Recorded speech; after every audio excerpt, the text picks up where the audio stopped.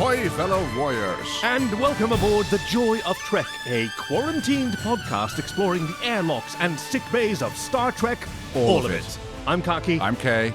And working on a cure is your chief engineer, Greg. Together, we're on a mission throughout the silica packets of Star Trek. No, that's your line, isn't it? No, it is yours. No, I'm one. Oh, is it? Wait, which one am I? Oh, this is weird again. Well, together we're on a mission through the silica packets of Star Trek to find the somnambutril in every human and the excellence in every episode. Even the collapsing tables. Because every episode must be someone's favorite, and it might as well be us. So break out of quarantine and join us as we contact trace.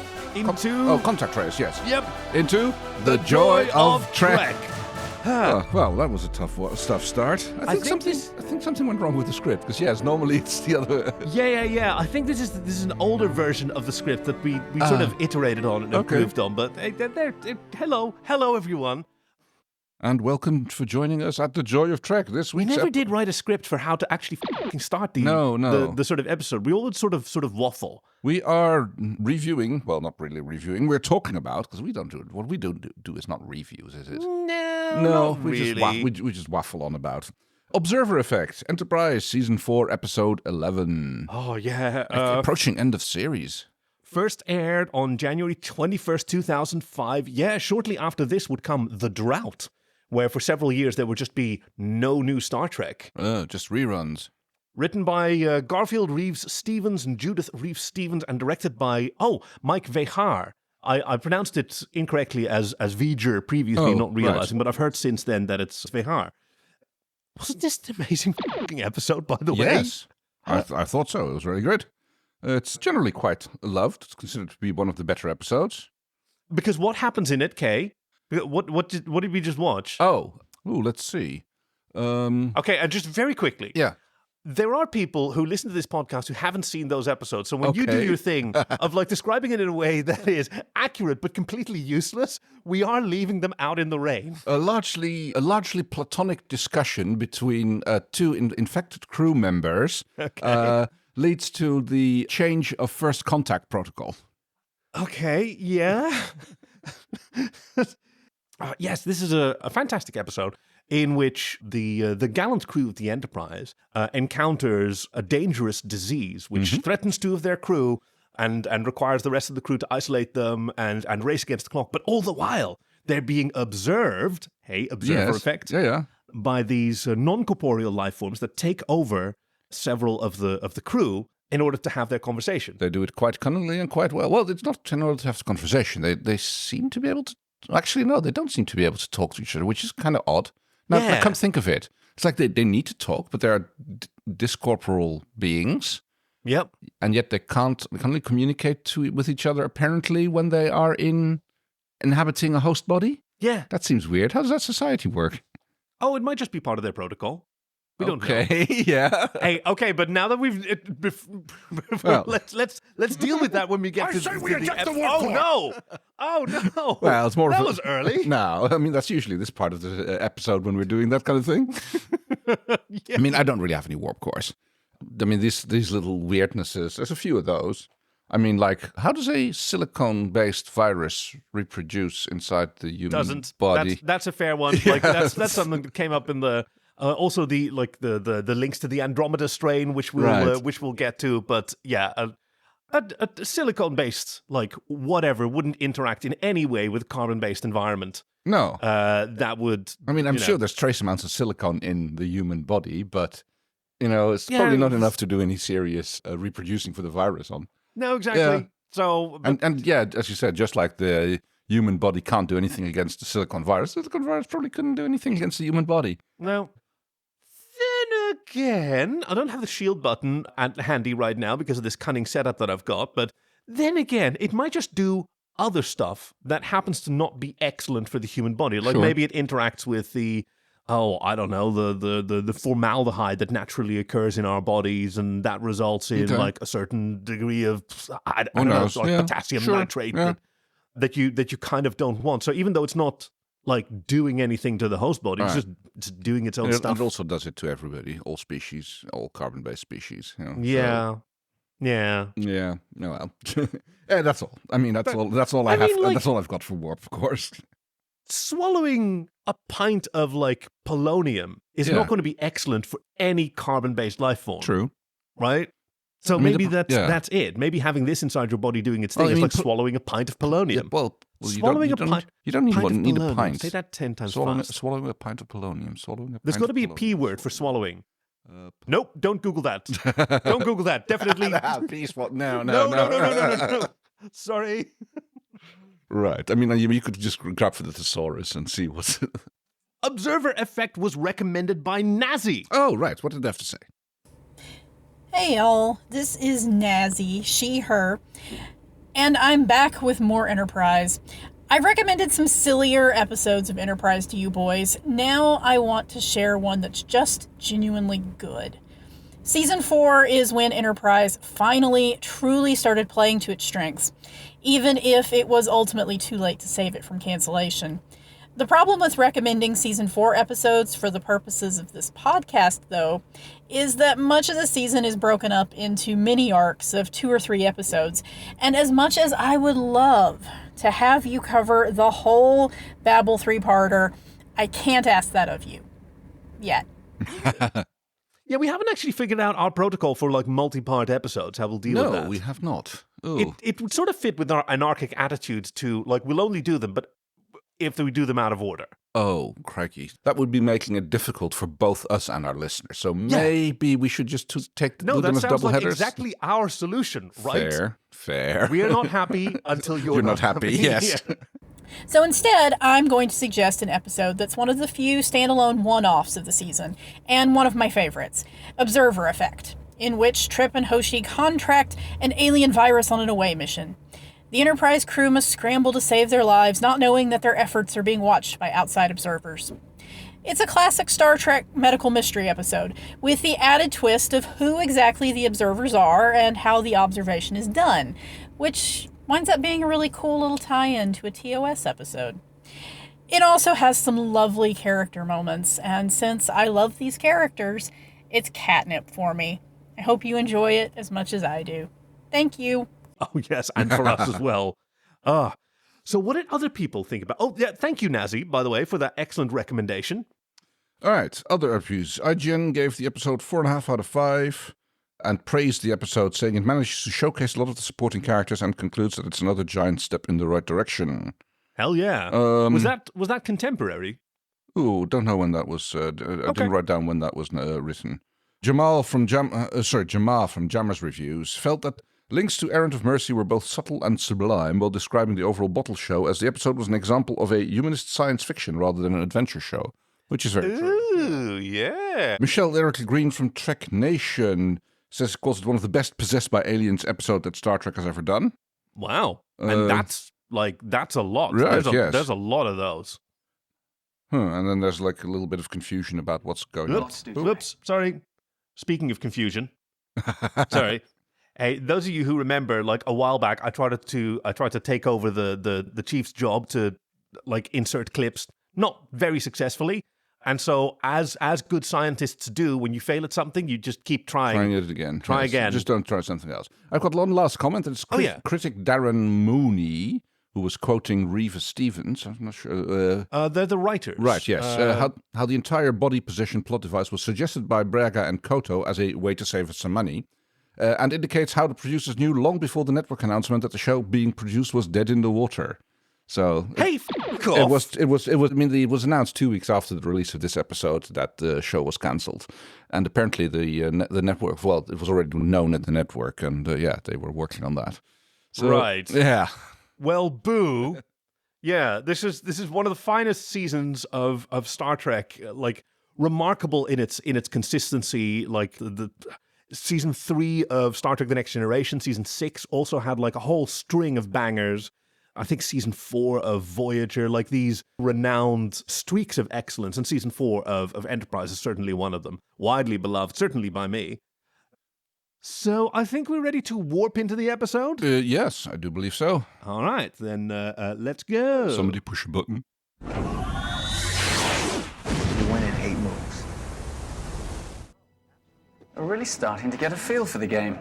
32 pieces, 64 squares. It's not as if it's difficult. Boo. Total number of possible outcomes is limited. 10 to the 123rd power. That's Yes, which still is, even if you play one game per second, more than the length of the universe it would take to play all of them. So Really? You did the math? yes. Oh, you nerd. You nerd. Oh, Geek Jack. My co-host is a nerd, guys. We should all sort of bully him and... no. That is a lot. It's a very is. lot. Yes, it's insane amount at this time. It's Hey, are so there... assuming that's correct, but that's Do you think that there are more or fewer games of Go that can be played than chess? oh well. I mean, the Because Go just has placing stone. Actually, there's a whole argument about that. It's like how many games of chess can be played, Oh. and of course, it's like do you talk about nonsensical games? How many repeated moves are allowed, and all kind of stuff like that. Oh, and yes. same goes for Go, of course. It's very hard to say how many games of Go can be played. I mean, there's a theoretical maximum of, every stone can be either black or white or not. So you've got a theoretical maximum at that point. But the actual amount of games that can be played is vastly less than that. Yes, because in chess, like I think there's a rule that if the same move occurs like more than 3 times, then it's then it's an automatic draw. Yes. If no other rational moves or legal moves exist. But like in Go, which is, there's no takesies backsies in Go. Ooh. You place a stone and that's it. That's Right, that but there's also position occupied. Yes, but those stones can be removed. Can they? Yeah, but then those positions... Your captured stones get removed. But only... Like, Yeah. those spaces don't become available for play. Yes, they technically are. I mean, you could play there, but the stone Wait, will immediately really? die again. Yes, and exactly. Also, but since once you've created a space which is considered safe, it's polite not to play there anymore. Okay. Because at that point you're just destroying territory. So, which was it was something that would never occur in an actual game, but it's theoretically possible in the game. Oh, okay. It Well, you wouldn't know a give lot more about... anybody either any advantage. So it's like there's a whole discussion. I have no idea which one would be more. I mean, Go has more squares, but Yeah. chess has more options in the way of Yeah, it has more possible pieces, moves of what the different pieces do. So And there's like takesies, backsies, and recovery, Right, and promotion. so yes, Tic-tac-toe. tic-tac. Okay, sidetrack. I knew it! I knew it! I thought, I'll just say tic-tac-toe, and then it'll go off. I saw a little electronic tic-tac-toe machine with people playing, and there's only ever 3 markers of each player. Wait, what? So you have to get 3 in a row. Yeah. But as soon as you place your 4th marker, then your first marker disappears. Oh, that's cunning. So it's kind of like infinite tic-tac-toe. Yeah, but is the age of the marker, is that displayed, or do you have to remember which one was it's the just first? I mean, in the unit that I saw, it kind of like dims or a little, or it blinks. I can't remember which it was, but Oh, that's cunning. yeah, so you can't replay that one. So you have to play something else. But as soon as you play the next move, that one disappears, and it only then it gets evaluated whether or not you have 3 in a row. Yeah. So anyway, so much for Kay describes the internet for today. Yay! It's one of my favorite segments, I'll be honest. We open with we just heard. We have the security officer and the helmsman. Malcolm Reed and Travis Mayweather. Oh, yes, He's Mr. Mayweather. The helmsperson. Now, we're also going to need names for these individuals, these non-corporeals inhabiting them, because they wind up being Organians. Well, you have one senior and one junior. No, absolutely. I like that, actually. It was one of the first things that I've written down. It's like it's clearly that there's a hierarchy among the two. And Yeah. I dare say that it's the junior's first mission. Exactly. Yeah. That's what we figured out. So what's a good nickname for... Considering neither Yeah. Malcolm nor Travis are ever themselves, I believe, in this episode, we might as well just use their names. But Yeah, but they also wind up inhabiting T'Pol and Right. Archer, and let me see who else. I mean, they inhabit a bunch of different people. Mm-hmm. So is there a pairing that makes Oolong sense? 1 and Oolong 2? I don't know. That doesn't make it. Bert and Ernie. Bert and Ernie. You know which one is which, right? Ooh. I can make arguments for both. You know which one is which. Like, between the two of us, which one's Bert and Ernie? Oh. Ooh. Again, I can make argument. Really? Okay, I guess I'm Bert. I mean, come on. Yes. You're the one who's actually capable, and like you want to get, and then I'm the sort of agent of like change and anarchy. Okay, so Bert is the senior one and Ernie is the junior Exactly. one. Okay, I could also make arguments the other way around, but yeah, no, you're right. No, you're Like there is a rule, Yes. and one of them likes to follow it, and the other one likes to poke at it. Yeah. Okay, no, you're absolutely right. All right. So Bert and Ernie are playing chess, and it's this really weird vibe because they're just speaking at a normal volume, Yes. right? They are making some effort not to be overheard, but it's not too much effort. As you say, like it's really weird that they have to have these conversations in person. But hey, maybe that's part of their first contact protocol. No telepathic communication because that might affect everybody's dreams and subconscious. Right, or there might be a Betazoid board that they didn't know about, just like They've got a Vulcan. they've got a Vulcan tattoo. She might be sensitive. Is she? Vulcans are oh, of course. Well, they've got the mind melt, but other than that, are Vulcans not known to be telepathic, are they? A bit. Sometimes, Whenever the plot requires it. exactly. Yes. It goes all over the place, but they would have some sensitivities. So maybe they're just using their mouthpieces to make sure that they don't affect the environment too much because they can easily adjust memories. Right. Turns out. Yes. Bert brags a little bit about being the ship's chess champion. Yes. Yeah. They sort of like their hosts and figure out, Right. what does this one do? Yes. It's like they're cosplaying. And Ernie expresses concern, like, Do you think our host will die tonight? It's possible. For some of the species that have come here, I've seen the whole crew die. For others, only a few. But somebody always dies. Yeah. which is a funny little thing, how which is then later, lampshaded. It's like it puts a little sense of dread. Someone always dies, and then you go like, oh, okay, so is someone going to die? Are they actually going to kill off the main character? Yeah. Which, especially in the knowledge that the show was going to be cancelled later, I actually sat there thinking like, oh, okay, maybe they actually did kill off Hoshi, Oh, whoa. Yeah, I had no idea. It's like, could it be? Yeah, if someone wanted to like be released from their contract earlier from a Right, more or they advanced want series. to like make another little, do a little extra thing, make it a little more exciting. Play that we killed off a major character arc.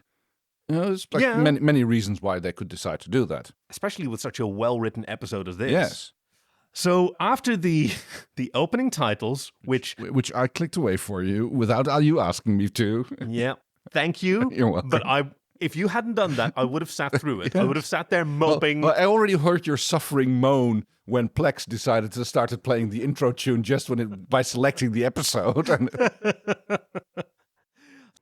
I did consider putting some line from the opening credits into the script, but I decided to be nice, Cocky, so maybe you should appreciate that. So moving on past the opening credits where I've already explained why I don't like it, and it's a me thing, right? It's just a me thing. It's not a bad song at all. I just don't like it, and it's okay not to like things. Yes. Just like Trip and Hoshi didn't like the mission that they went on. I can't wait to get back. 2 days ago, you couldn't wait to get off the ship. Sifting through a Klingon garbage dump. Not my idea of exploring strange new worlds. Not to mention a latrine. Yeah. Don't know exactly what the idea was there, but Hoshi and Trip are in the shuttle. She's pulling something out of her hair. Ooh, it looks like a hair clip or something. Or maybe just a little, local thing. Don't know. Trip starts coughing almost immediately, and Hoshi has to fly the ship in, which she says that she's perfectly capable of doing, or at least in simulations. Uh-huh. Now, There is no autoland on Galactica. Ooh, you have the ball. Now, at first, when Trip like runs away from the chair, yelling, Take over! Got a doc. I thought that was like a euphemism for like a particular gastrointestinal adventure right. that he's about to have, but No. he means you have to dock. Yes. Which, as we know from Enterprise, is not like a terribly easy thing to do. You've got to bring it in, the shuttle in, to be grasped by a clasping arm, which then folds you into the shuttle dock. So it does require some piloting. That's technically not docking, that's berthing. Yes. Because I don't think that the hatch like docks with anything. I think you're right. Even if it is a hatch, it's still berthing. Why? Because it's, I don't know, it's something with the... when you're not brought in under your own power. Right, something like that, yeah. So the dragon, the original cargo dragon was berthed because they grasped it with the arm and then they brought it into the, to connect to the to the hatch. Oh, that's But interesting. the crew dragons, they dock because they... It's really interesting. So if the arm brings you out again, that's called... Ooh, I don't know. I'm not going to say it. What would it be called? Debirthing. I don't think that's right. I don't think that's... I don't think, well Again, don't done. Google it. Yeah, you were going to argue that you were Ernie. Yes, well, it turned out they're kept in quarantine immediately. At least they're smart. Trip, how you feeling? Oh, like I've been gut punched by a Tellarite. Yikes, they're not doing well at all. Hoshi is, at the question if there's any other symptoms, has to go visit the bathroom and throw up. Oh, great, thanks. I'm gonna guess that's I a hope yes. there's no emetophobes in our listeners. I'm very sorry about that. Like, what I've got is this interface where I've got the transcript of all the subtitles, and I can just click on them and play them from there. And I assume that that's when they start speaking. But yeah, it's possible that something else comes out of their mouth instead. I'm not as good as this as our chief engineer. Whom, hey, have we called on him yet? Oh, I don't think we have, no. Hey, Chief. Hi, how's it Greg. going? How's the cure coming along? Yeah. Yeah, we've been stuck in decon for a while, and like it's cozy, and we've got a cup of tea here, but Yeah, I mean, I'm working on the cure right now. I'm trying to do my best I can. It would help if you would stop trying to break out of quarantine. That would be useful. You know, I'm just trying I'm one person. I'm not even a medic. Why am I working on the cure? I wrote the script and I didn't even think about that dumb joke until right now. I'm very confused about this. Well, I'm doing my best I can. I may end up having a holographic representation of a war criminal doctor and then have to apologize for it later and have that moral conundrum. That's a good Voyager episode. Someone should recommend that one. Prepare anti-nausea medication. You get me those blood samples. I love how Phlox talks. Oh, yes. I love Phlox in general. He's so charming. He has Yes. all these little, and his whole sort of body language, the way that he sort of puffs up his face and like makes these brilliant expressions. You'd think that you'd get used to that and sort of like numb to it after 4 seasons, but No. Tom Billingsley is just a fantastic performer. Keeps Yeah. it fresh. So there's first of many scenes of Bert and Ernie walking along the corridor, talking amongst each other, Oh yes. talking about basically what happened to previous species. Apparently the Cardassians have been here, the Klingons have been here, and others as well, because they use this planet, this virus, as a sort of, test. It's kind of like the Gom Jabbar test, whether a species is ready to be contacted by them or not. Yeah. They have some sort of measure of intelligence. Several times they're accused of, well, that's not a sign of intelligence. Yes, they're looking for rational intelligence, Right. which, that immediately raised my hackles because there's a huge sort of cultural element to what you consider rational yes. or non-rational. Like that's entirely determined by your value system, or not entirely determined, but your value system plays a huge role in what is and isn't rational. Also, like your particular like reproductive strategy of your species. Of course, yes. They're showing concern for each other. The Cardassians did that when they were here, didn't they? But in the end, they killed their infected crew, just as the Klingons did. I think Bert is really fascinating here because he's really, like, he actually has something to teach Ernie in this case, because Ernie's saying, hey, they brought them on board. That's different, right? Yeah. And he points out, Captain Archer's done nothing different from the Klingons. The launch bay and decon chamber are completely isolated from the rest of the ship. So it doesn't matter if an infected landing party comes aboard. Precisely. right? So even though it looks like something's different because they've been brought on the ship, like what am I talking about? Morphology. Right? Because there's a partition between the decon chamber. Yeah, it makes no difference if you leave if they're them on outside. the shuttle or in the decon as chamber. long as your decon is good enough, then, which, I mean, we later learned that there's issues with. But there would be with the shuttle as well. Like if they had a shuttle, they would have weapons and they could board Usually, that yes. way.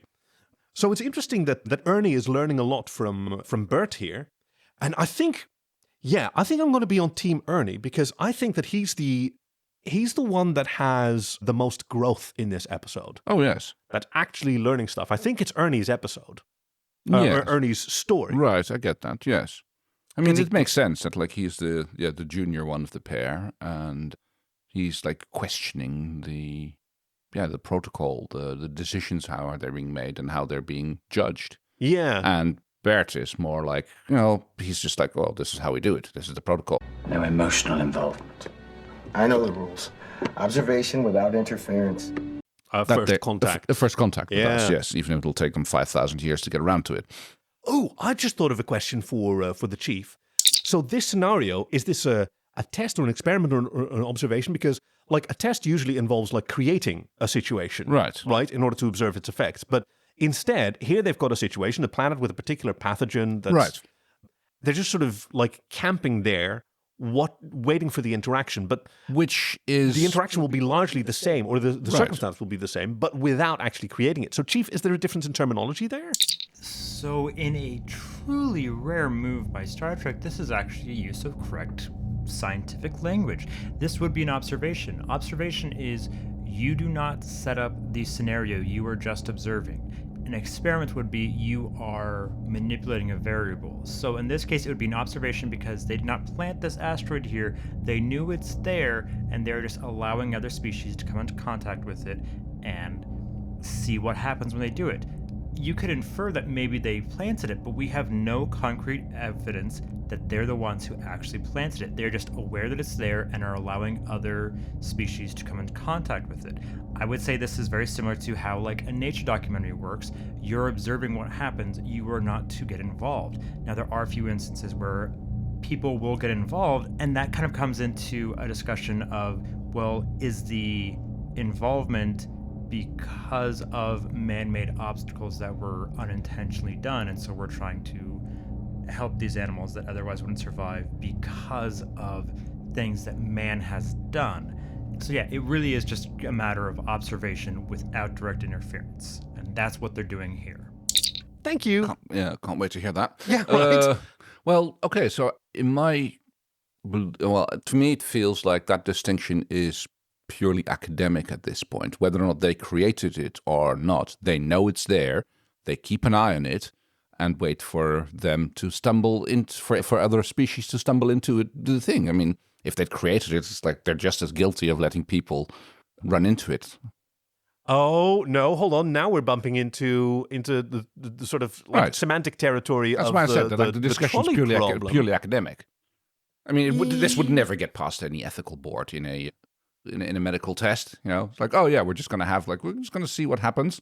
See if they like run into cholera or not, and like if they do, then we're just going to watch and observe them. Okay, but there's a difference between like on Earth, we have fundamental human rights which trump most everything. Yeah. Right? Like what I think you're referring to could be the Tuskegee syphilis experiment. It's where a population of mostly black Americans went untreated for syphilis just to see what happens. Yeah. Essentially, yes. The experiment was to track the progress of syphilis through the population. And the experiment was continued despite the fact that penicillin was available, and this was denied those people up until the fucking 70s, which is crazy. But in an environment or in a circumstance where cultural contamination is a much greater sin, I guess, than letting individuals die that could have been saved, Mm-hmm. I mean, if we were observing population on another planet and we had a rule against interfering with them, then if they encountered, a water stream that was contaminated with polonium, as I mentioned before, we'd let them drink it. We'd be there to observe. It would be unethical for us to interfere to save their lives because their lives aren't supposed to be saved. They're supposed to interact with their environment. Right, but what I'm saying is that the change is academic, is because it happens. There's a difference between you come across it and you decide not to intervene because that's what your rules are, say, or you sit there and wait for it to happen. It's kind of like, observing. We're not allowed to observe tigers, but we've got this poisoned carcass here, or whatever it is, poison stream. So we're just going to set up a trail cam to watch them when they just happen to. We're not going to encourage them to happen into it, and we could prevent them from doing it, but we're just going to. But since this poison is here anyway, we're just going to reap the benefits from it. Look, it's Well, because so there's three scenarios. Yeah. One where you just happen to come across this interaction. One where you see that this thing is here and you set up camp to observe these interactions over time, and one where you create the circumstances, right? I think those first two are mostly the same. Whether you come across it by accident or whether you hang out there to watch it, you have no agency. Your observation doesn't affect how often it's going to happen. That's the argument that Bert makes. Exactly. Yes. And you're making the argument that, like, sitting there and observing it is more akin to, like, causing that situation yourself because you want it to happen, right? Exactly. As an observer. Yeah, that's the thing. It's like, we're ethically not allowed to create this situation, but if we happen to find one and natural, we'll just, like, sit there and watch and wait for people to show up. So, that's morally, in my opinion, that's morally more questionable than, just non-interference when you just happen to cross the situation. This episode is amazing. And listeners at home, if you have been listening to our discussion and you think, oh, well, I have a viewpoint, definitely don't go on socials to tell us about it. Show this episode to someone that you like and that is also smart, and then have a discussion with them. Yeah. And it's not because we don't want to hear from you, but because, like, these are fascinating discussions, and you should have them with someone who can talk back, as opposed to us. We are stuck behind that temporal vortex. Oh, yes. Well, that said, let's go on. So, symptoms. First, we are, like, doing the symptomatic treatment, and doctor is trying to figure out what is going on. Yeah, and... Still, we should follow protocol. Start questioning the infected crew. I'll check in with the doctor. Yes. And so, in a sort of weird kind of vibe, Travis Mayweather goes up to the window of the decontamination chamber while they're sort of injecting themselves. Yes, and starts asking questions. Yes. Have either of you faced serious illness before? Just curious. Just what the fuck? That's Aren't you supposed to be on duty? And it's like, go away. It's like he very poignantly closes the little peep show window. Stopping by. What? There you go. Poppetje gezien, kastje dicht. Bert, on the other hand, goes and bother Phlox. He feigns a headache. Yeah, not very well. And he just has to have a quick look to see what Phlox is doing. I mean, are you approaching this strictly on a symptomatic level, or do you believe there's any similarity to other conditions you've seen in the past? I love Phlox's response is basically at some point when he gets fed up with Bert's asking him questions, basically trying to figure out how it's going on. Basically walks to the door, opens it, finishes answering the last question, and then just out. We are all quite safe. I'm not worried about that. No, I'm interested in the methodology. Out. I have a lot to do as well. It's like, didn't get the hint when I just opened the door and stood there. GTFO. And this whole scene is fantastic. It's filmed in one take with a Steadicam, all these beautiful motions through this gorgeous set.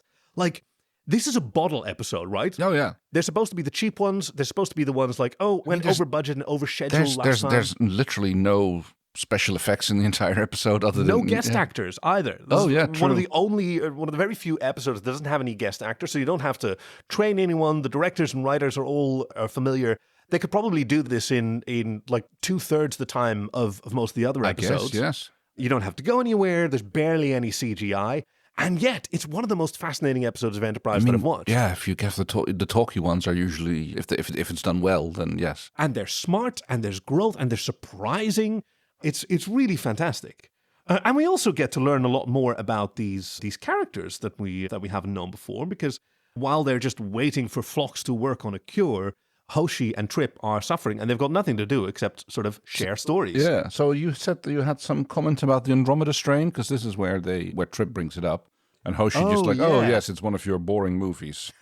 And Andromeda creates a monster and gets killed by it. Dr. Andromeda creates a monster. Oh, I can't tell them apart. And that complaint reminds Trip.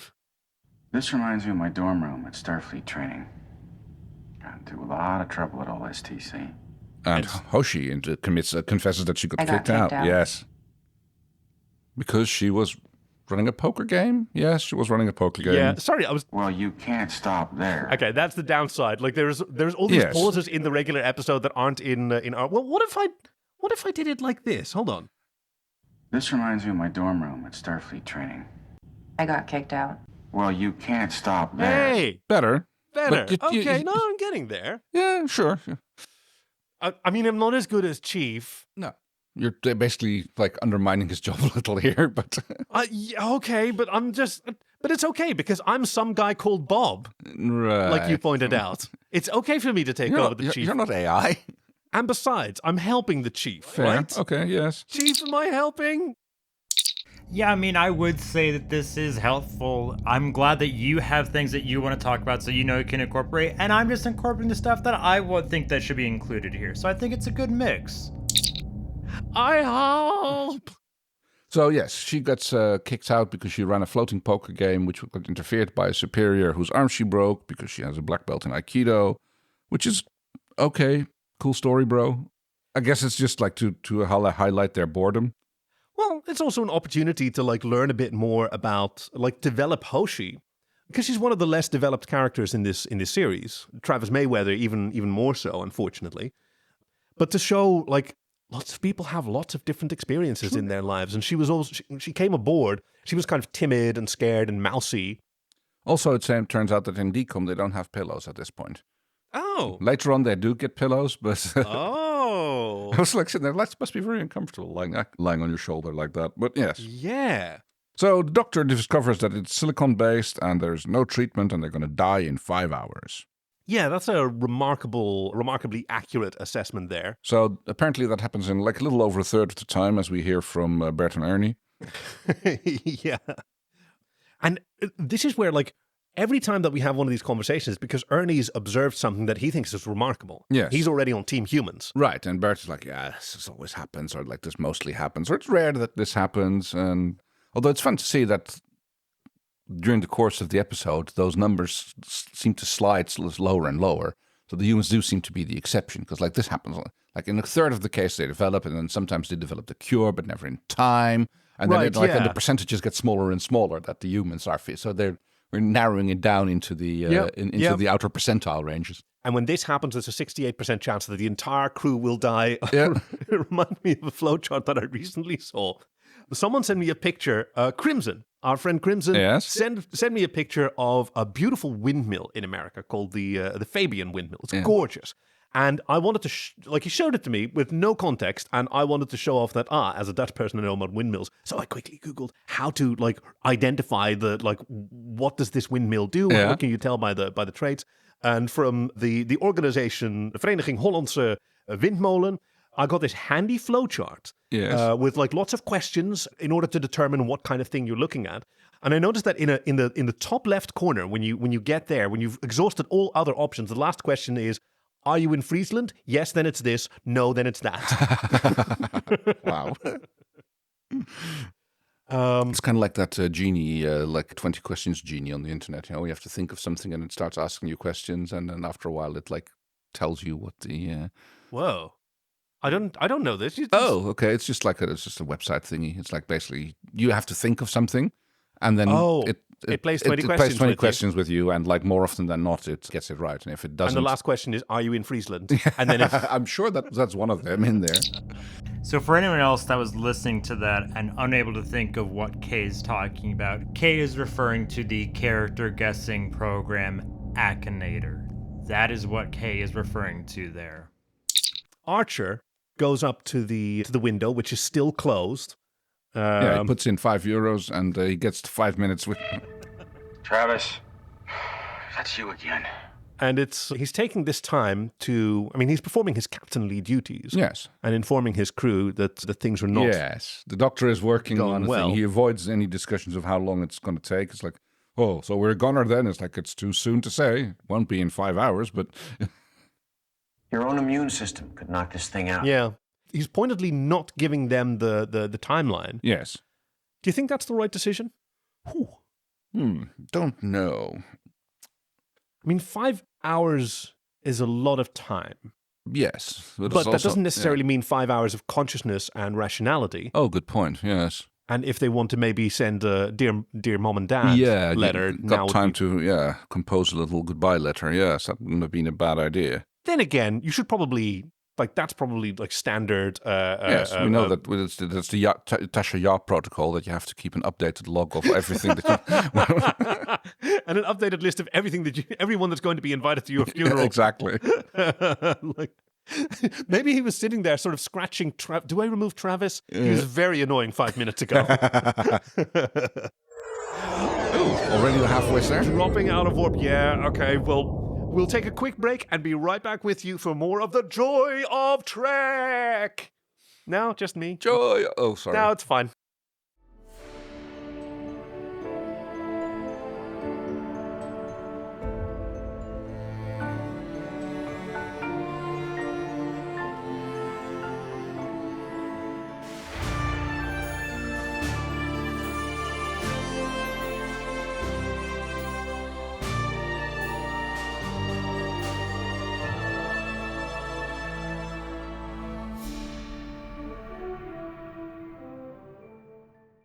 chose the helmsman and the armory officer for good reason. They're both stationed on the bridge, yet neither plays a critical role in a medical emergency. Which is why we should inhabit the doctor and the science officer.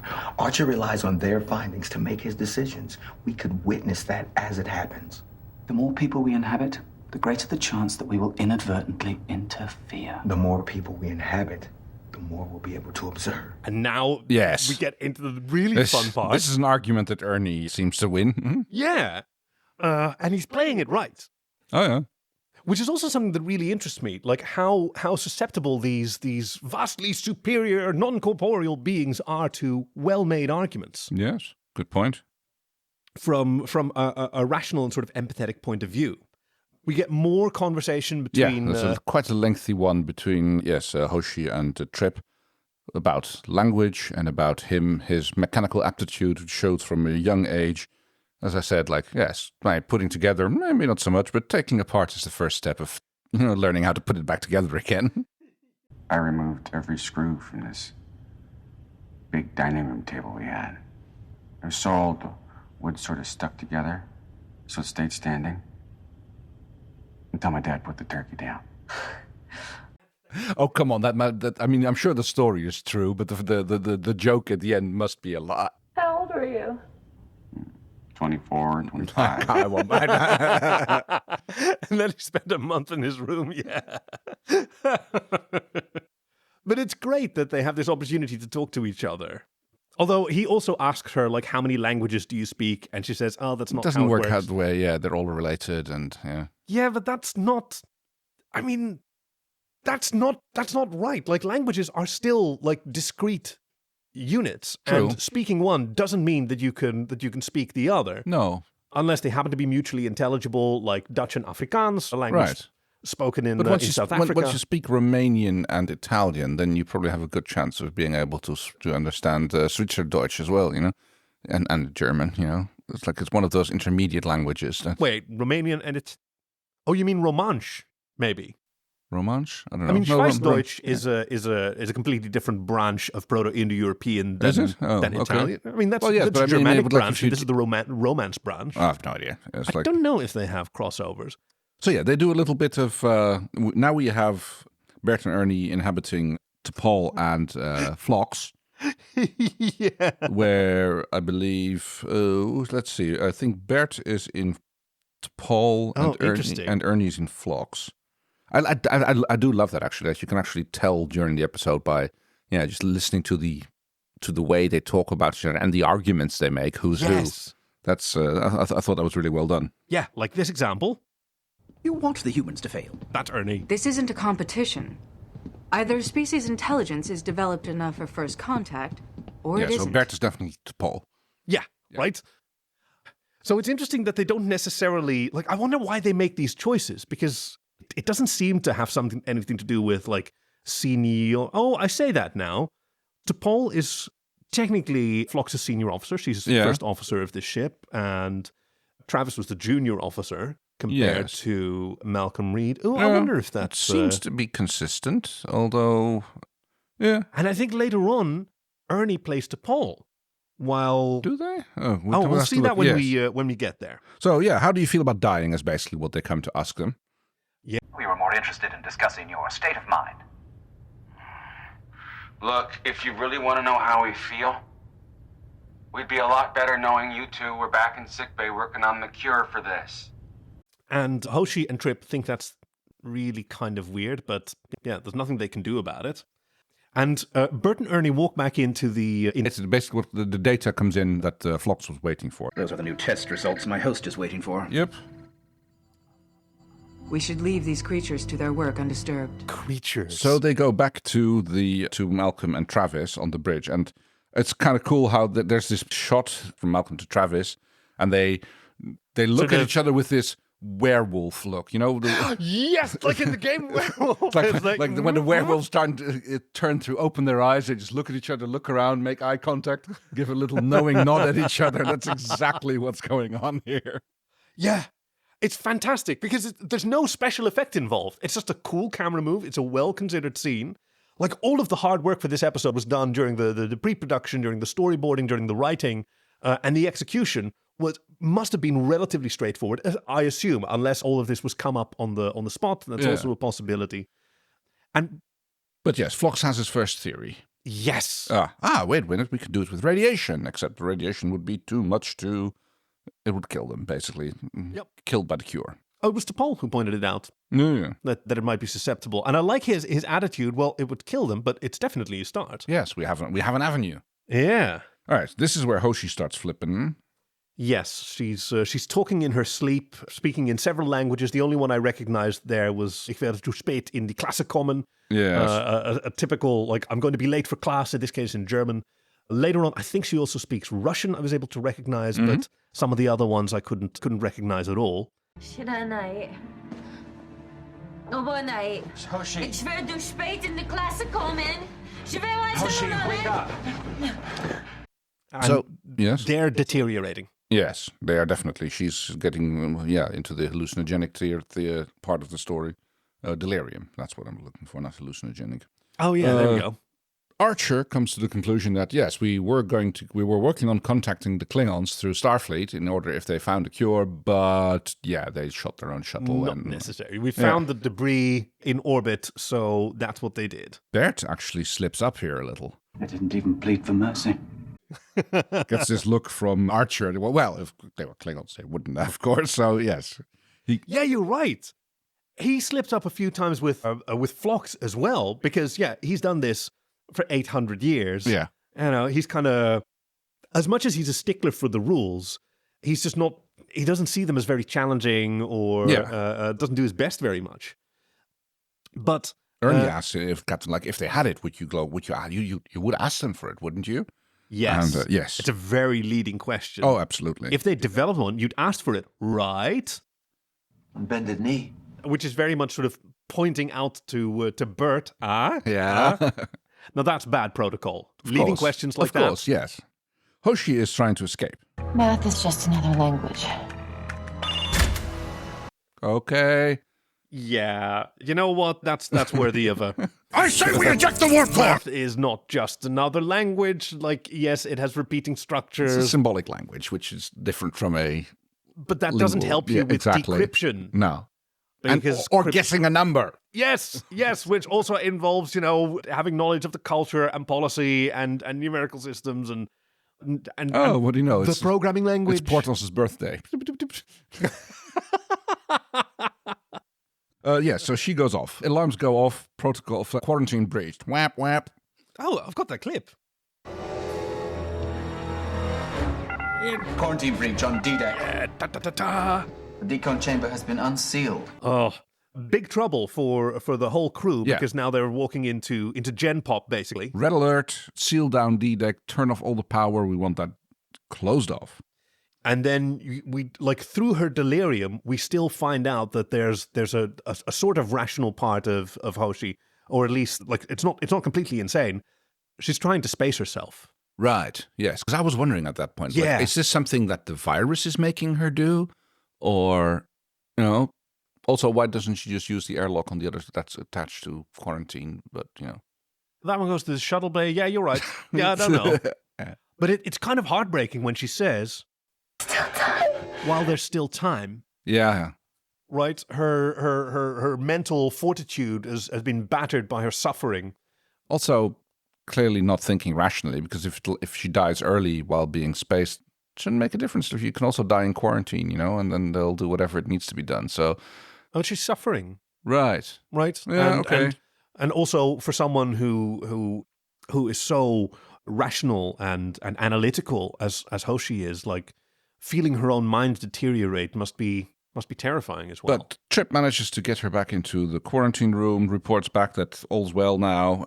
Basically, he gets ordered to knock her out and then himself. Yeah.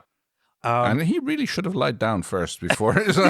Yeah, he puts it to his neck. Well, here we go.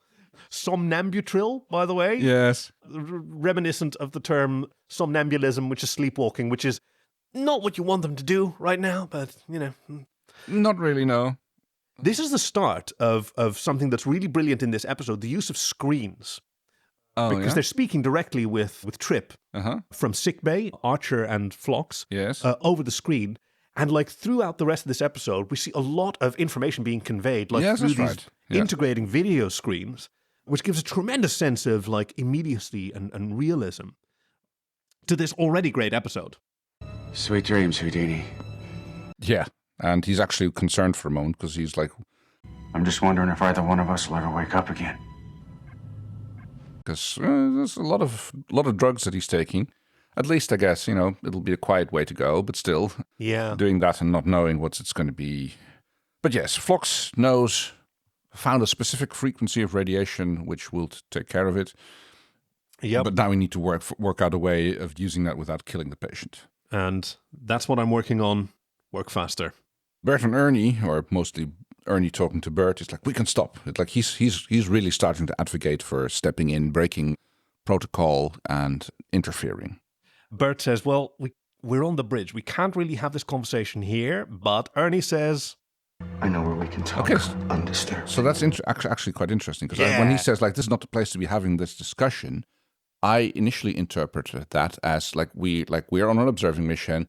This kind of discussion we have in front of the council after we submit our report, then we talk about like so. That's initially what I thought he was saying. You know what? That's probably what he was saying. And Ernie, as is his wont, pokes at the literal sort of definition of that. Yes, but what if you'd meant something else? And then this would be the answer to that. Very good. Yeah, right? no, I'll accept that. That's a very nice way of like keeping that dynamic between them going. So yes, they go to quarantine. Yeah, and these sedated officers sort of come alive like zombies or vampires from a 1970s horror film. The sensations in this host are different from the others. I'm experiencing physical pain. Do you think that's Bert or Ernie? I was trying to think of that. Like, so I guess I think that would be Bert.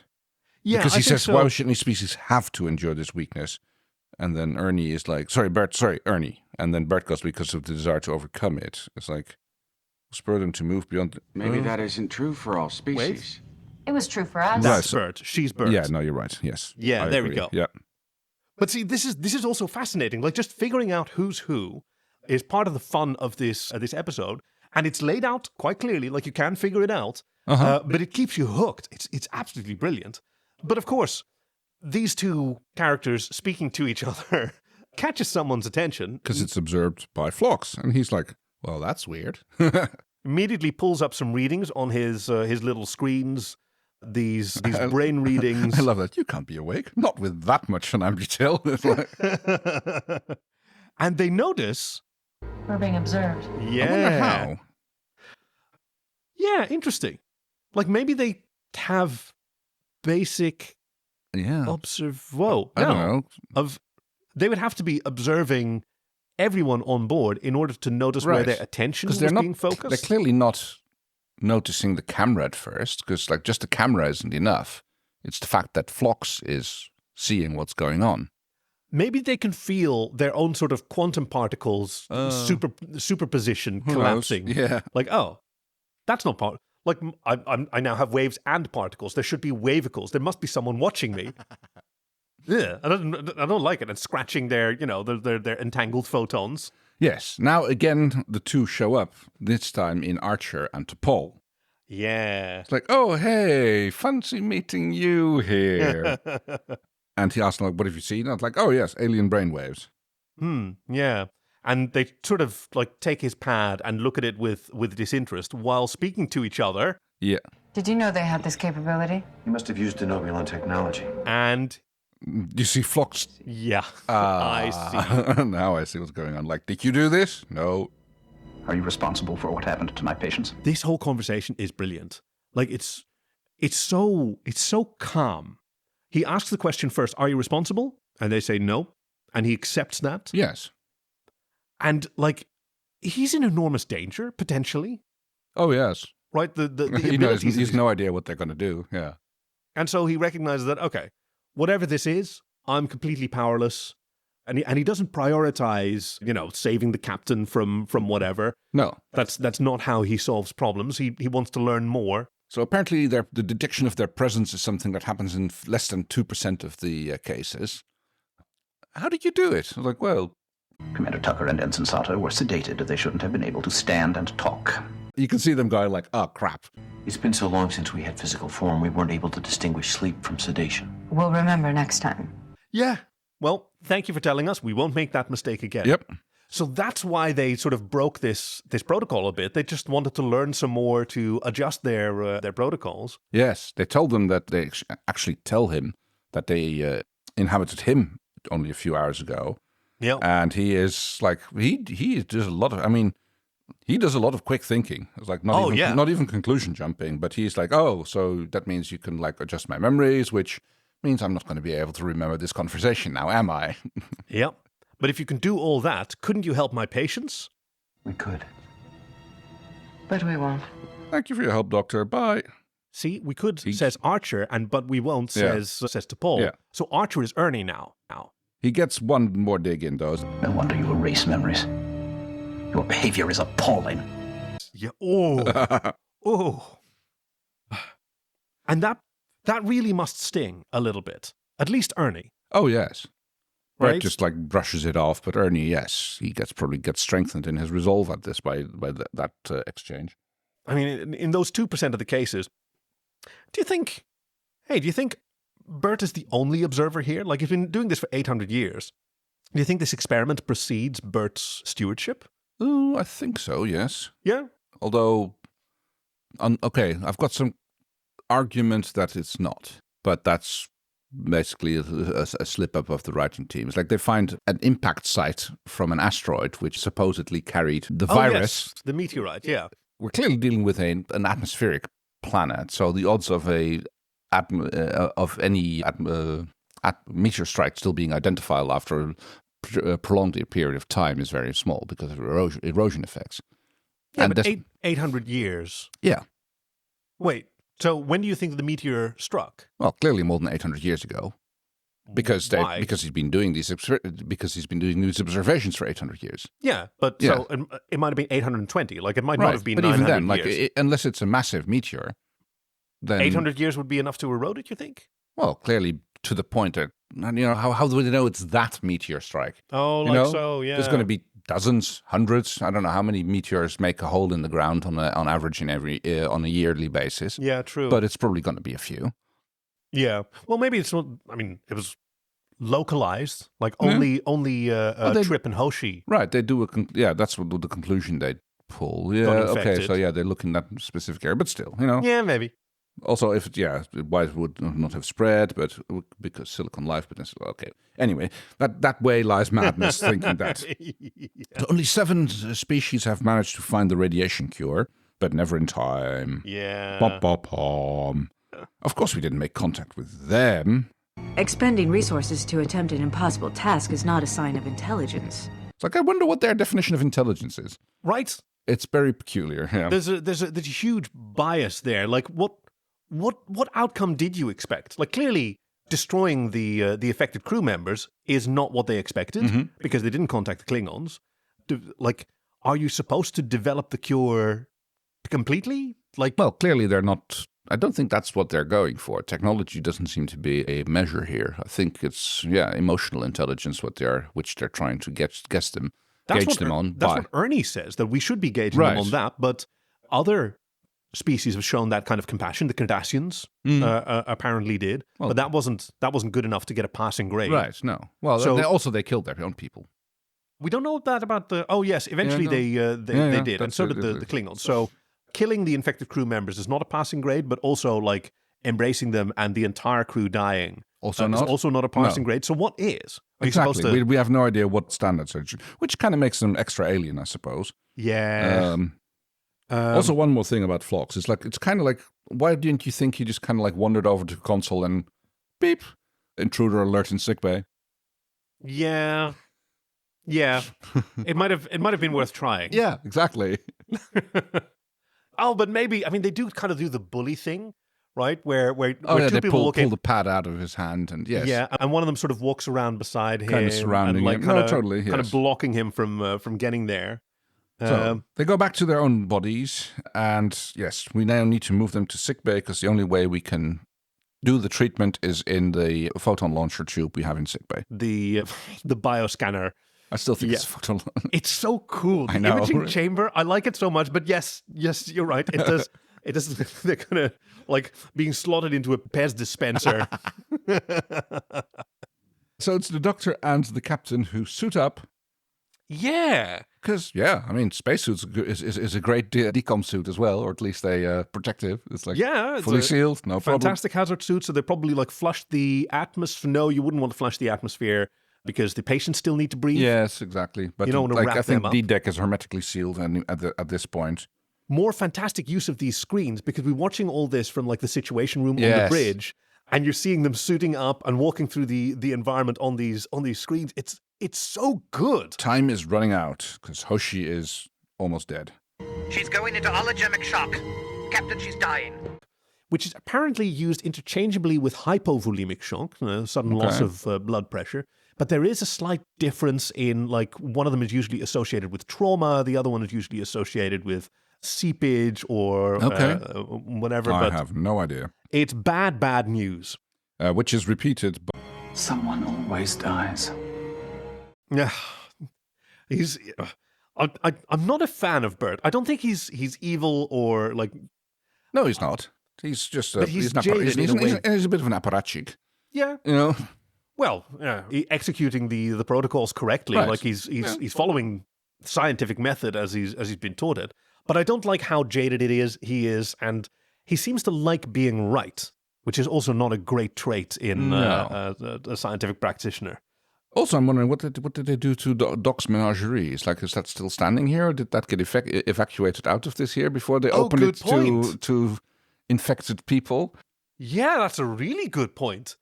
Because it's full of bats and gnats exactly. and rats and cats. And they just moved all the cages off to a different room and sealed that. I don't know, yeah. Yeah. Doc tries to rip his suit open or take his suit off because he can't operate his equipment, but Archer, probably correctly, says right now Enterprise needs a doctor more than it needs a captain. Is he correct? Oof. Is he correct? I mean, if on the presumption that we're trying to save people here, I guess so. Yes. Whether or not doctrine agrees with him is another matter. Yeah, I don't know. Because if this disease is so dangerous and can't be stopped, isn't one of the potential outcomes that he has to prepare for to scuttle the ship? Right? Certainly if one of the effects... One of the effects can be irrational and destructive, but still highly competent behavior. That's what Hoshi did. Right. So if he's infected... Even learning that Hoshi was capable of bypassing all the ship security was new to him. Yeah. It's this was not something that an ability that she's shown before. But maybe she had it, but she never had the opportunity to use it. And she chose to use that for very dangerous, destructive purposes. So what if it happens to him? He already has all the launch codes and... Yeah, true. She was trying to kill herself, basically, not the ship. That happened to be the case in this. Also, they immediately start to work on Hoshi because she's the worst off. Is that correct triage procedure in this case? Oh, considering we are dealing with... time-critical deterioration, both of them start... Depends on how bad Trip is. If you figure you've got a shot at trying her before Trip goes into the sim state. They have to start off with life-saving procedures on Hoshi. They're not even doing the radiation yet. They want to stabilize her first. But in the meantime, Trip, who's currently fit for radiation therapy, Well, clearly he can wait. She can't. For immediate life-saving, yeah. But the chance of the radiation therapy working is highest on Trip because he's not dying yet. True. But, them's the calls, you've got to make. There's a lot of tough calls being made in this episode. I'm making very, very few stupid jokes, I notice. But it's a really good episode. Oh, no! We've been talking too much. Fine. Okay, fine. Okay, well, now comes the thing. It's we see Bert and Ernie, and Bert is I don't understand. In 800 years, no one's ever done that before. It's basically sacrifice himself, willfully expose himself to the virus once that they know it's hopeless. Yeah. Oh, I'm just reminded. So in this scene where Archer's taken off his gloves and helmets and he's the doctor's hands. Yeah. Right? And being sent to fetch this and that and we need to inject it in her hand. Okay, he goes over to grab the hyperspray. No. That go deep enough. No, you need to get the one. You need to get the one from the rarity cabinet, which is where I keep my old medical equipment from a few hundred years ago. The ones with the actual needle. This is a chisel and hammer. Yeah. It's really the best way to get something really in there. Really in there. Also, this sheath that says, no, that won't go deep enough. That one's definitely going in the sheath pack because, there's plenty of opportunities to use that. Favorite. And so this reminds me of a night in sickbay when the doc was treating Porthos. Yes. And there was also a scene where he was ordering Archer around like a nurse. Oh, yes. Which works very well. Going back to to that routine. Scott Bakula has a fantastic physicality in all of this. Alas, Hoshi is like, after they give her the medication and they put the leads on it and they make her do the shaky dance a little jig. Oh, yeah. Unfortunately, she does not make it. Not your fault, Doctor. That's his first focus. Yeah. He carries her over to another bed, covers her with a sheet. You can see that he's restraining his emotions and focusing now on Trip. Grief later, work first. Yeah. More discussion between Bert and Ernie about When the first death occurs on the ship, there's a 68% chance the rest of the crew will become infected. What more will that teach us about them? All this would have happened whether we were here or not. We are not responsible. Maybe we should be.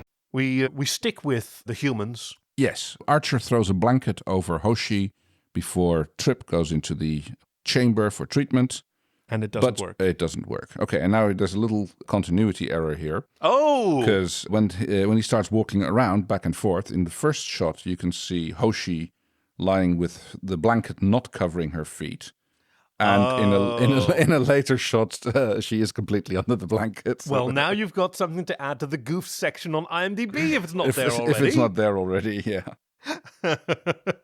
I'm sure that there are some listeners who are going right now to, I wonder if it's there. I wonder if I get to add something. Is there maybe like a bounty you get for adding something like that? Not that I'm aware of, just like geek cred, I guess.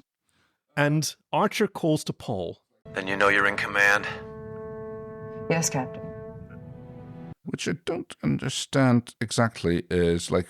Don't let Admiral Gardner sneak in someone over your head. I'll do my best. I know you will. This is not a Starfleet ship, is it? Or yes, it is.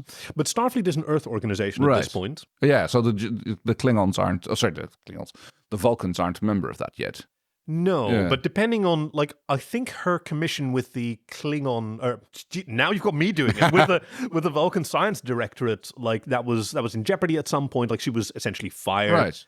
And I think she has at this point like a Starfleet commission and possibly a Starfleet rank. Okay, although for whatever reason, not a Starfleet uniform. There was I was noticing that. Like, what's with her uniform? Like she's wearing like it's a the red sexy show. Yeah, she's wearing the red stuff that runs like Escape from Flash Gordon or something. You know, the only thing that's missing is shoulder pads, which go out like half a meter or something. And it's a great conversation where we focus only onto Paul, and behind her on the screen we see Archer speaking, and we can hear his emotion. It instead of like cutting back and forth, we just stay with her, and we can see the severity of this mantle being passed to her. Yep. And she says, Captain, if Commander Tucker becomes conscious. And Archer doesn't need her to finish that sentence. She probably doesn't want to because she's on the bridge. Yeah. I'll let you know right away. We'll talk again, and he doesn't know when they're going to talk again. Well, they will, but before he dies, because he knows he's got like 3 or 4 hours. Oh, yeah. But as he is kind of like, I guess, saying goodbye, at least like he touches Trip on the chest, and suddenly we see all the vital signs. It's like someone is like in transporter rooms pushing the little sliders up. Suddenly. Because, he's just died. He was there comforting his friend because he and Trip go way back. And then suddenly he comes back to life.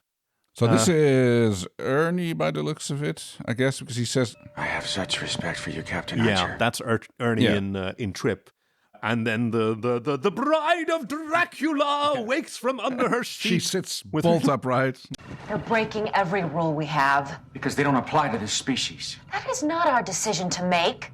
And Archer asks the same question, like, did you do this to us? Nope, we just observe. Yeah. Again, same as the Doctor did. Yep. And he actually says like, okay, yeah, no, I can respect that. You know, that we only look at things. When they leave, they're going to leave them dead again. And he's told them, it's like, yeah, we've done this as well. Yeah, he says, I faced that decision myself. It isn't an easy one to make. Then we agree. No, we don't. And he makes he tries a few arguments that don't really work. Mm-hmm. Because Ernie has tried to make those arguments as well. Like, it was an accident, one that you could have prevented. You could have talked to us instead. Yeah, he asked like, how can we learn about you if we can't observe you? It's like, well, ask us. Talk to us. Just like you're doing now. Talking is such a limited form of communication. Well, it's so true. how do they then? But they still need to do it. Yes, talk to each other. Oh yeah. But for gathering scientific like observations, like yes, directly interviewing people, or if you're like trying to put together a history, directly interviewing people is valuable, but there are boundaries to its values compared to other forms of evidence gathering. Yeah, wrongful misreporting of their own. You're always likely to paint your own behavior in a more charitable way than it might actually be. So there's all sorts of things like that which are. And you're involved. We're not really great at predicting our future behavior. We can Also talk about how we'd like to behave, but that's not the same as actually being faced with giving that. socially acceptable answers, or at least, well, I mean, what you think is socially acceptable, because that seems to be still completely in the dark with these aliens. Oh, right. But what you think is true about yourself is not necessarily going to wind up to be true about yourself. You've lost compassion and empathy. Things that give life meaning. If that's what it takes to be advanced, I don't want any part of it.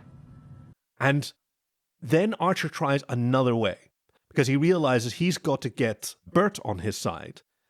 And now that like Bert has at least acknowledged that this compassion has some value, Ernie's made that argument correctly, then he says, there's another way, says Archer.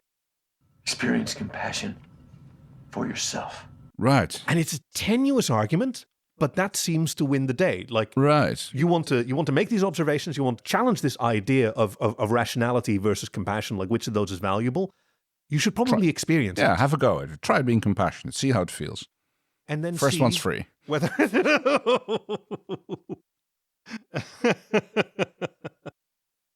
want to know what it means to be human. You need to do more than observe. Because like their experience in the bodies of Trip and Hoshi while they were still suffering, that was already kind of illuminating. Yes, it's like they're like, oh, I feel pain. It's like, it's like, yeah, why? Yes. And Bert passed it off. Well, this is the thing that we evolved, beyond. But he probably hasn't experienced it in ages either, if at all. Yeah, I should say. Yes. And this argument wins the day. Well, you better get down here because he's talking up a storm, and so is Hoshi. Captain Hoshi. You too, Phlox. Maybe one of you can tell me what the hell just happened. Because he, of course, didn't remember the last time that he saw them talk, because that's when they... we never learn what they actually do remember. No. But it's made internally consistent. But everybody's free of the virus. Must have been a delayed effect of the treatment, but I have no idea how it jumped to the other two. But, yep. Says the doctor, who entered this space without his spacesuit. Yes. With before checking whether the virus was gone, point, he walked in completely unprotected and then announced that well. All right. Well, maybe he had them do a little preliminary tests first. Like, to check the environment for safety before he starts checking the patients directly. So we don't know how much time was spent there. And they leave behind a beacon. We're going to leave a warning beacon in orbit here to make sure what happened to us never happens to anyone again. Oh, whoa.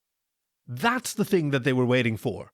That's the thing that no other species has done. Right. They haven't left behind a warning beacon. Yeah. Even the ones who survived the encounter didn't leave behind a warning beacon.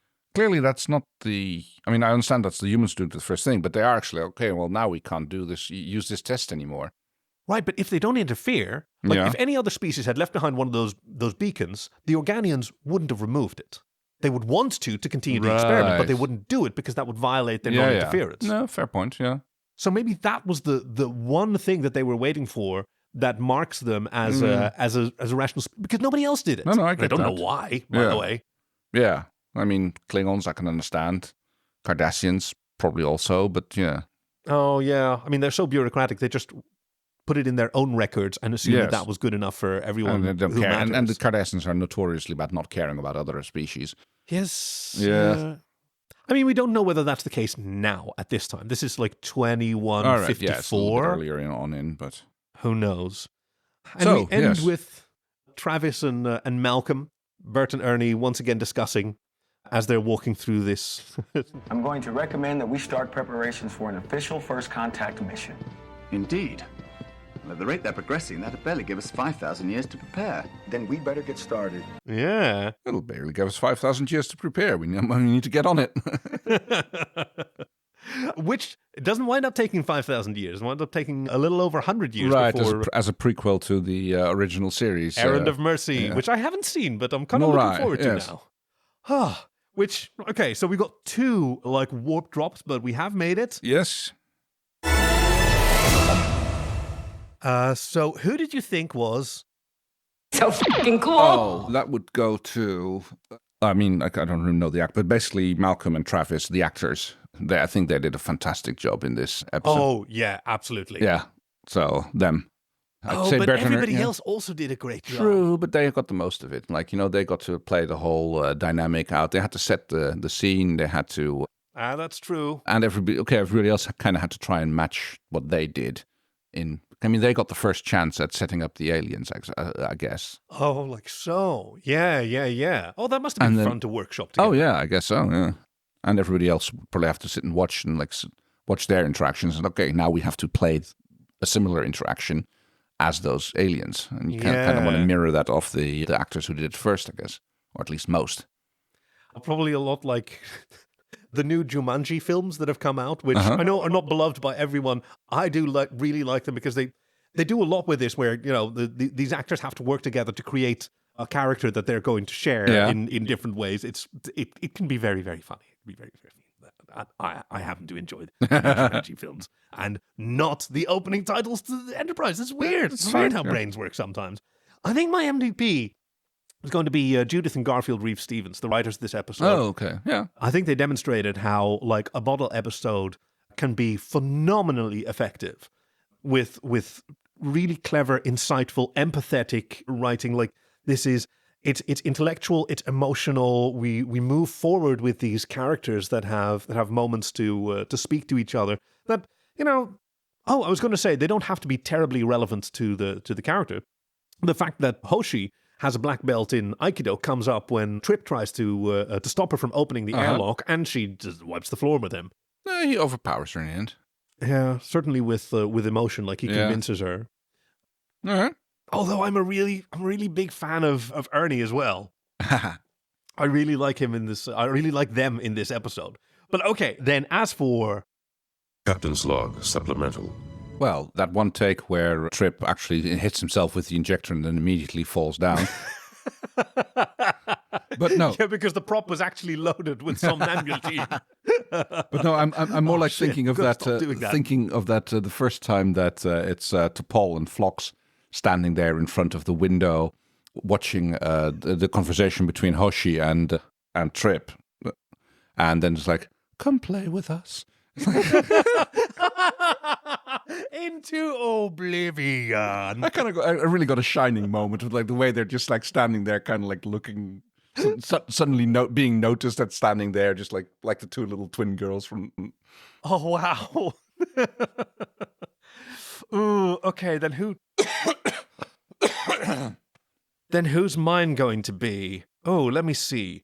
Is there anyone who doesn't get taken over by the Organians? Oh, Arch T'Pol, Phlox, Trip, Hoshi. Yeah, they all get taken over at some point. Yes. Let's see. Is there anybody? No. I mean, what's that? Mr. Not on Duty again in the cook. We never see the cook. Chef. Yes. Yes. Okay, that's going to be mine. Like a final closing scene, like in the Usual Suspects, where we finally zoom in on Chef, who puts down his knife from chopping a carrot and like pulls up a holographic pad that appears in front of him. Yes, this is Agent such and such reporting in. We have observed the Organians' interactions. It went exactly as we predicted. Bit of a Kaiser Soze moment. Exactly. That There's a secret observer observing the Organians, observing everyone, and that was the whole point of the mission of the Enterprise. Damn! Right? Oh, very good. An extra-dimensional species who wants to see how do these Organians react to this. Oof.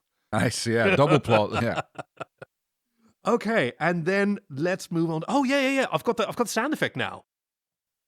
Next time on an all-new episode of Star Trek. Star Trek, when we don't know what. Let's see what clues our chief engineer has for us, because he reached into the big old jar of recommendations, from which, by the way, thank you, Nazzy, for recommending this episode. Gave it a good old shake, and what came out? And if you'd like to add your own to the hat, yes, I know I said it was a bucket, now it's a hat. Go to joyoftrek.com/links and send us your recommendation. Let me see. Here's the first clue. All that intelligence, and he still doesn't know what a human looks like. Okay, so maybe another Organian. Yes. Oh, that would be funny. Maybe now we get to... Is it Errand of Mercy? It couldn't be that obvious, could it? Could it?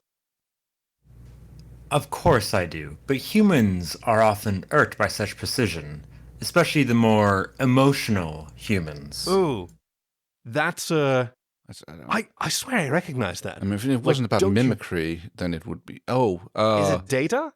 I mean, if it wasn't about mimicry, then I would have said it like Data with this precision thing. It might be Odo? Ooh, that's a good one. What flavor did you infuse it with? Scotch. Huh. Okay. I mean, good choice. Yeah. Don't know what we're talking about, but I hope it's not toothpaste. I'm down. Death to the opposition. Oh, yes. Now I recognize it.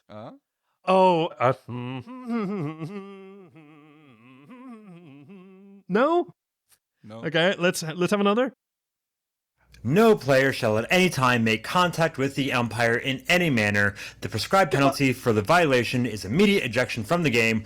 Rule number 4.06, subsection A, paragraph 4. Look it up, but dude in the stands, you're gone! Oh, so definitely that's DS9 baseball. Yes, that's right. Oh, God, where they're playing baseball against the Vulcans, isn't The it? Niners versus the Logicians in Take Me Out to the Holosuite. Let's have it. I don't see how you could not have got, especially with that last one, because this is Take Me Out to the Holosuite, DS9 704. Excellent. Oh my God, I can't wait. Well, thank you all for joining us once more on The Joy of Trek, and we have one more question. The hell is this? I'm leaving Starfleet. Energize! We hope you've enjoyed this week's episode with your friends Kay and Kaki, production and editing by your chief engineer Greg, and music by Fox Amor. Join us next time for Take Me Out to the Holosuite, DS9 704. Visit joyoftrek.com/links to send us your recommendation, support us on Patreon, or to find us on Twitter. We'd love to hear from you. Thank you for listening to The Joy of Trek, and we'll see you out there.